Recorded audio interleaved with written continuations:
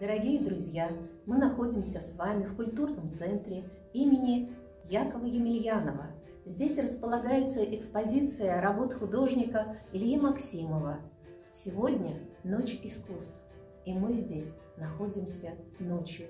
В это необычное время, когда стихает шум городской суеты, искусство более восприимчиво всеми зрителями. Тишина, покой, думы о высоком. Они привлекают к картинам, к размышлениям, к тому, что было когда-то и что было запечатлено кистью художника. Мы с вами рассматриваем одну из картин работы Ильи Максимова. На ней он запечатлел образ первого кряшенского поэта Якова Емельянова. Он жил во второй половине XIX века, был священником, соответственно, конечно, образован, понимал и любил поэзию, и в душе его рождались от любви к своему народу, природе и краю, рождались необыкновенные строки. Но он не использовал обороты высокопарной речи. Он писал языком простых людей, использовал их обороты, народные. И поэтому его творения были близки и понятны. Их любили, их заучивали наизусть, знали, рассказывали детям. Не сохранилось ни одной фотографии этого достойного человека. По фотографиям его родственников Илья Максимов создал собирательный образ, черты лица, которые они как наследие переходят от поколения к поколению, цвет глаз, выражение, вот мы смотрим, да, запечатленное здесь, оно воспроизводит, восхищение и радость бытия. Таким, видимо, он все-таки и был.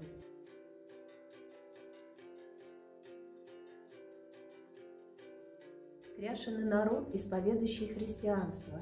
И христианские традиции и праздники близки ему и, конечно же, отмечаемы.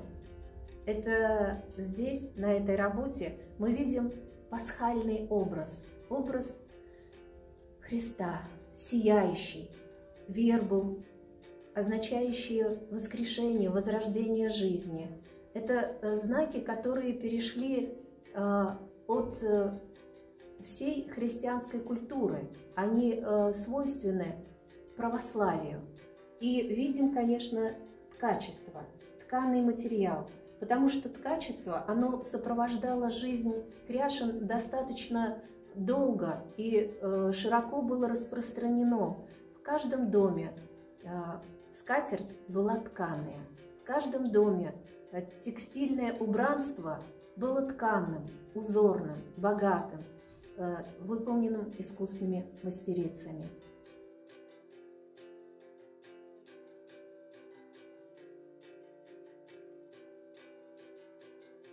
Следующий праздник христианства – это Троица.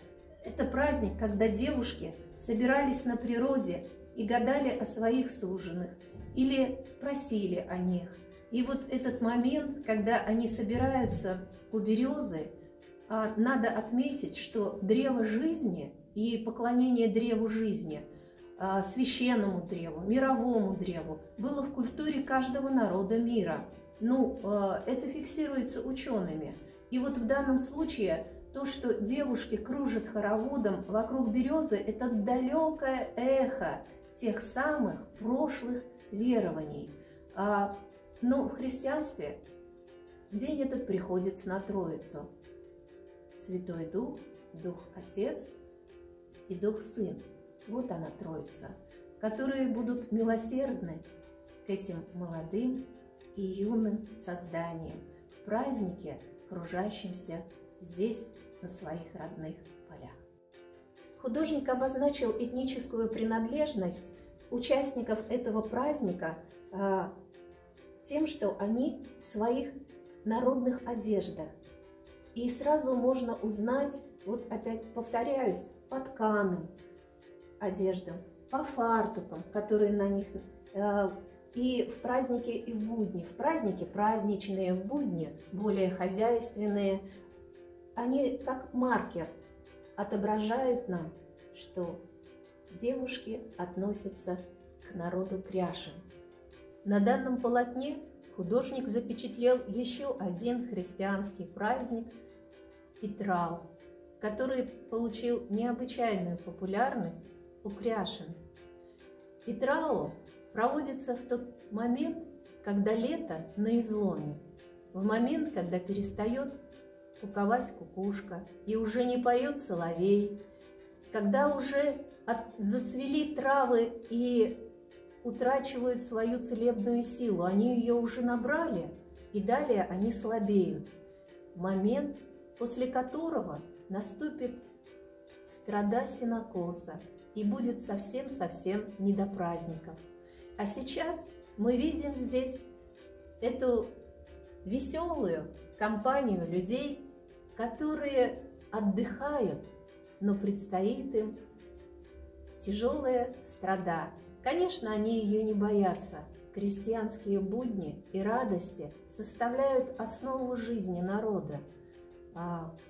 Жизни народа, который так зависим от условий природы, был.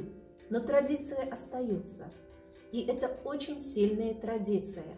Они помогают единению народа.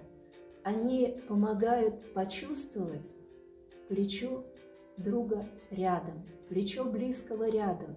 И не только горести, но и радости сближают. И не только горести делятся, но и радости. И здесь мы с вами видим веселье, которое полновесно и полноценно разделяют все участники на просторе, когда любуются окружающим, раскинувшимся перед ними видом. Женщины смеются, поют, вместе, конечно, с мужчинами.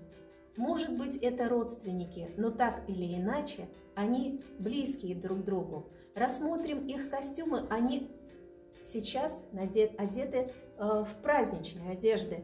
Мы видим вышитые фартуки, мы видим на груди у них, это национальное украшение кряшен, тамакса. Оно из монет, целые ряды монет, и чем их больше, тем богаче, как у нас раньше была сберкнижка, сейчас уже нет, как на карте деньги. Но вот это олицетворение состоятельности семьи, оно явлено всем. И, конечно, без коралловой нити все-таки украшения, которые к лицу, конечно, все. Посмотрите на руки, обратите внимание. Серебряные браслеты. Может быть, они были непокупными. Может быть, их сделали из старых самоваров свои же деревенские умельцы. Так было. И чеканку они простенькую, узорную, но они умели наносить. Цветы, растительный орнамент. Это все, что является знаками, этническими знаками культуры. Прекрасно, что когда говоришь о традициях кряшен, не говоришь о них в прошлом. Естественно, каждая традиция, она была заложена издревле, тянется издавна, но ведь она развивается и сейчас, она присутствует и сейчас, и можем говорить о том, что Петрау, который проводится сейчас, в эти годы, в настоящее время, они, наверное, отличаются от того, что было когда-то, но тем не менее основные тенденции они соблюдают. Обязательно мы поговорим о красавицах Петрау. Это не просто так. Это не просто явление, которое вот сейчас, конкурс красоты, это совсем другим обосновано. Дело в том, что когда отшумели хороводы на Троицу, и девушки в самых выгодных, в самых красивых обликах явили себя народу, были рассмотрены. Ведь зимой этого не сделаешь. А вот они именно как красивые-красивые цветы раскрылись в это время. И наступает время на Петрау выбора невесты. Из такого роскошного букета каждый выберет свой цветочек. И на Петрау этот выбор уже должен был состояться, а на Покров уже играли свадьбы. То есть это глубоко обоснованная и обусловленная ритмом жизни народа традиция. Красавица Петрау – это один из значимых моментов этого праздника, значимых не только для, собственно говоря, мероприятия, а для устройства жизни.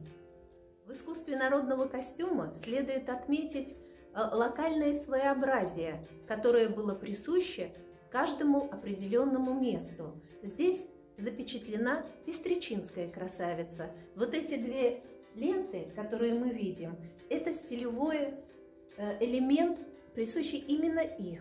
Вот колфак, белый колфак, это общенародное. Белый колфак ведет свою историю с незапамятных времен. Когда-то его вязали из белых хлопчатобумажных нитей.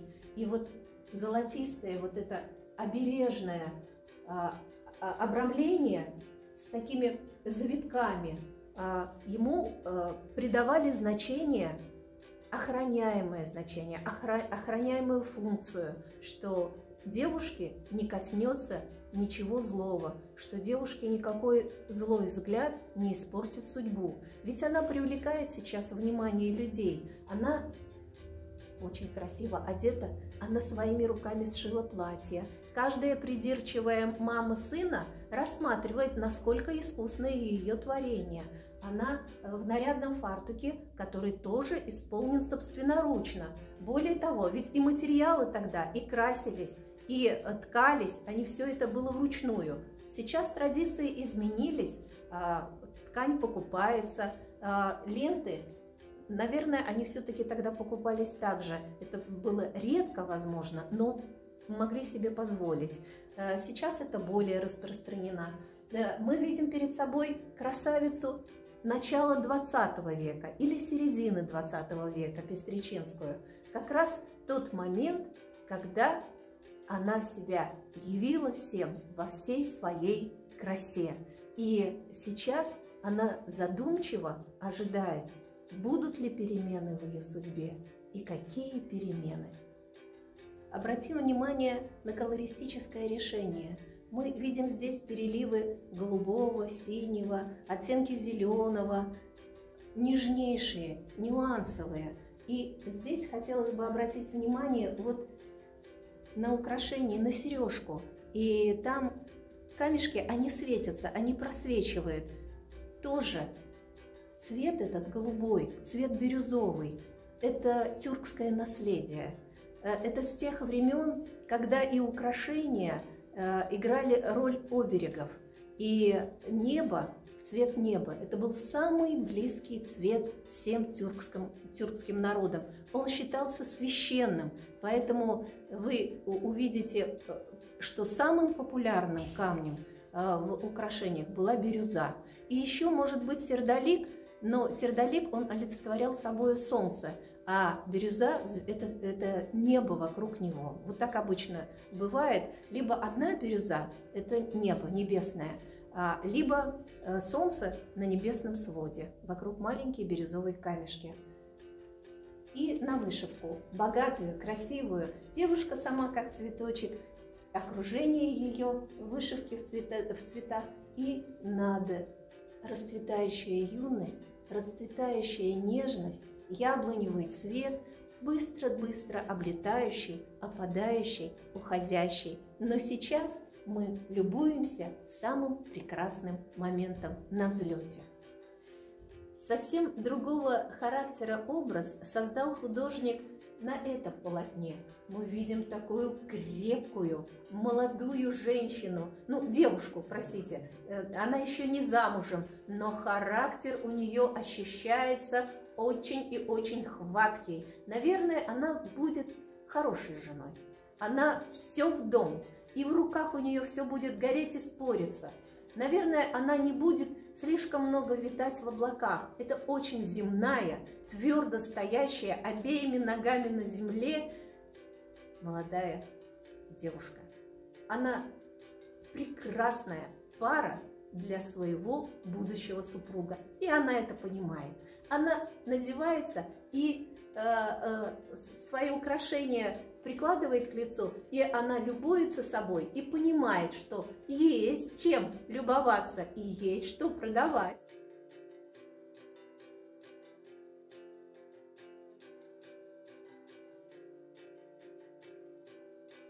Время юности, время молодости, оно быстротечно, оно минует.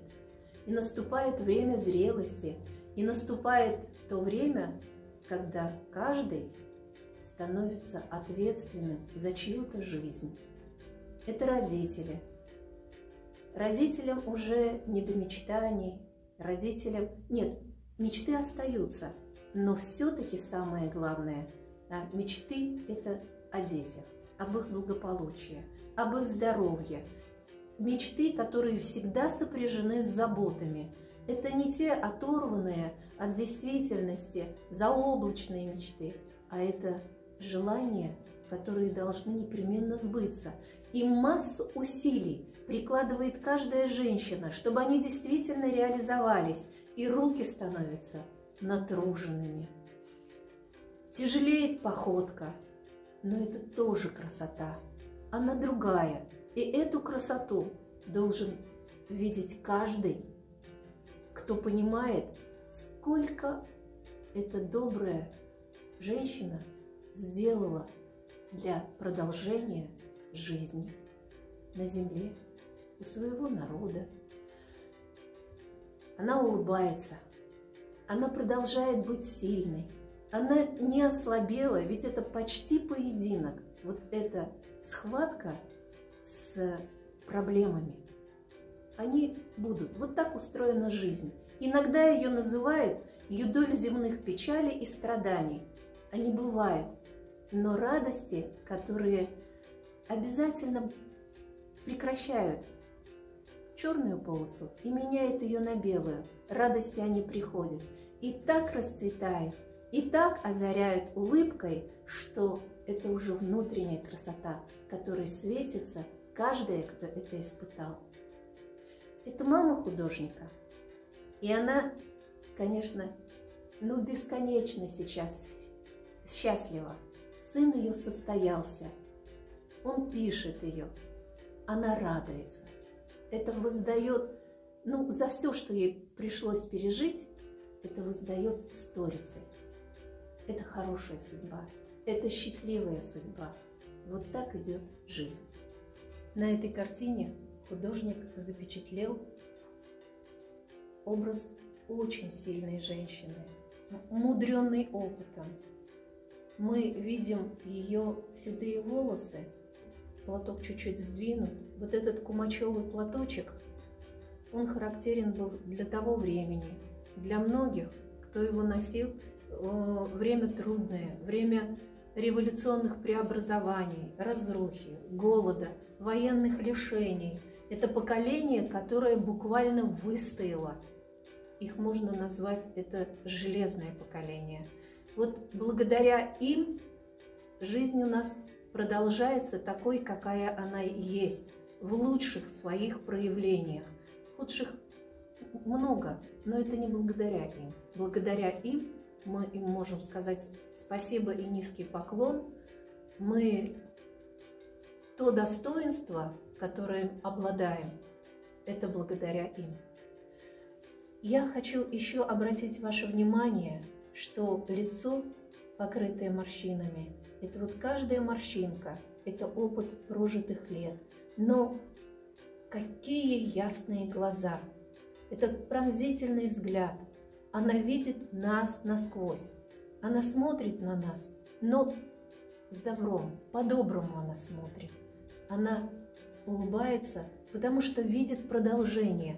Она знает, что вот эта народная культура, ее народ, он живет, и продолжается жизнь в ее поколении.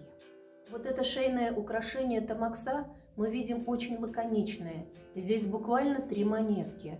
Здесь нет россыпи. Это было бедное поколение поколений лишений.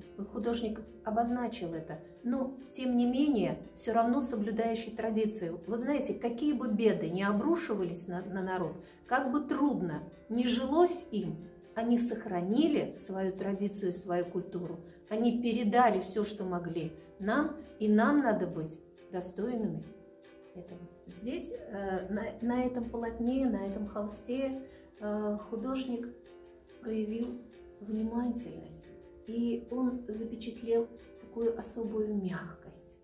Вот знаете, чувствуется снисходительное отношение художника.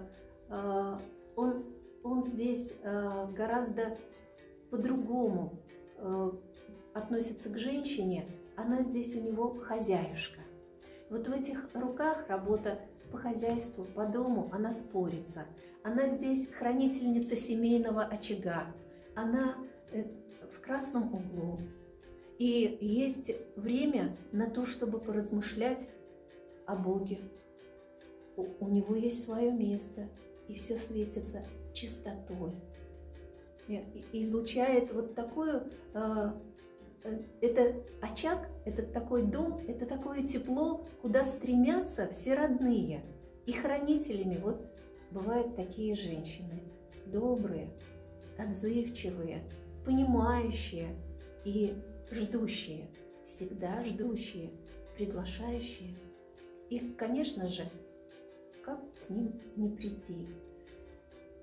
Вот такая замечательная женщина здесь, которую мы с вами сейчас видим. Это она, одна из них, из многих. Говоря о творчестве художника Ильи Максимова, следует отметить авторское своеобразие его работ, которое проявляется в избранной им тематике. Они этнические и посвящены культуре, культурному наследию, присущему его народу, кряшенным.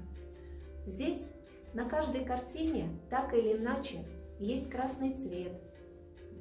Не случайный, красного цвета много, он звонкий. Это и радостный цвет, и торжественный, и в то же время он не такой, как белый. Да? Красный цвет – это горячий цвет.